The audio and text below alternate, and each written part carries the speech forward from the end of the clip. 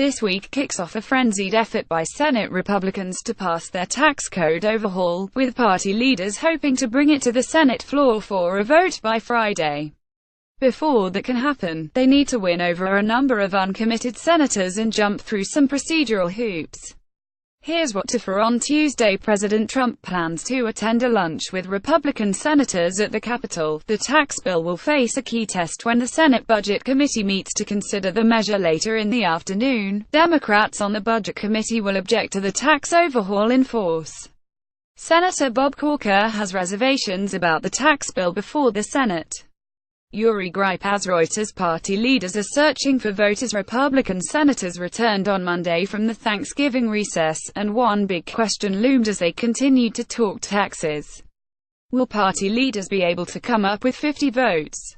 Senate Republicans will attempt once again to pass major legislation along party lines. Their leadership could never reach that threshold as they tried to repeal the Affordable Care Act earlier this year. They hold 52 seats in the Senate, and they will need 50 votes to pass a tax overhaul, assuming Democrats are unified in opposition and Vice President Mike Pence provides the tie-breaking vote.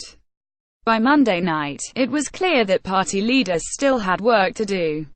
At least a half-dozen Republican senators have expressed concerns about the tax overhaul. A committee vote could provide some drama. Senator Ron Johnson of Wisconsin said he was not completely at ease the tax reform bill in its current form. Joshua Roberts Reuters. The Senate Budget Committee is scheduled to meet at 2:30 p.m. for what is supposed to be a procedural step. The panel is to approve the Senate's tax rewrite, which will actually consist of two pieces of legislation melded together: the tax overhaul and a separate measure that would open up the Arctic National Wildlife Refuge in Alaska to oil and gas drilling. But the vote could hold some suspense. Republicans have only a one-seat majority on the panel, so they cannot afford to lose any of their members. But two Republicans who have expressed concerns about the tax rewrite, Bob Corker of Tennessee and Ron Johnson of Wisconsin, happen to sit on the Budget Committee. On Monday, both Mr. Corker and Mr. Johnson said they could oppose the bill in the Budget Committee if their concerns were not addressed. The Senate Finance Committee, which passed the tax overhaul 2 weeks ago, also provided some fireworks when its chairman, Orrin G. Hatch of Utah, got into a shouting match with Senator Sherrod Brown of Ohio, a Democrat.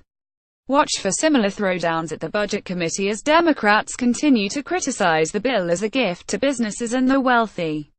It could be a long week if the Budget Committee approves the bill. It will be up to Senator Mitch McConnell of Kentucky, the majority leader, to decide when to move toward a Senate vote. First, the Senate would hold a vote to begin debating the tax overhaul. This is a procedural step, and the vote could take place around midweek. Under the special budget rules that Republicans are using to shield their bill from a Democratic filibuster, debate on the measure is limited to 20 hours. After that, senators will endure an exhausting ritual known as a vote-erama, essentially, a marathon of votes on amendments. It remains to be seen how the bill could be amended while the Senate considers it, and whether Republicans with concerns about the tax rewrite will be won over by changes that are made. Eventually, perhaps late this week, the Senate would vote on whether to approve the tax overhaul. If the Senate succeeds, there's more to do. The House approved its own tax rewrite, which differs in big ways from the Senate plan, on November 16. If the Senate approves its own version, the two chambers will have to iron out the differences between the two plans. But it is possible that changes could be made to the Senate bill this week with a night award winning over House Republicans. House members could then be asked to give their approval to the Senate plan so that the process could be sped up.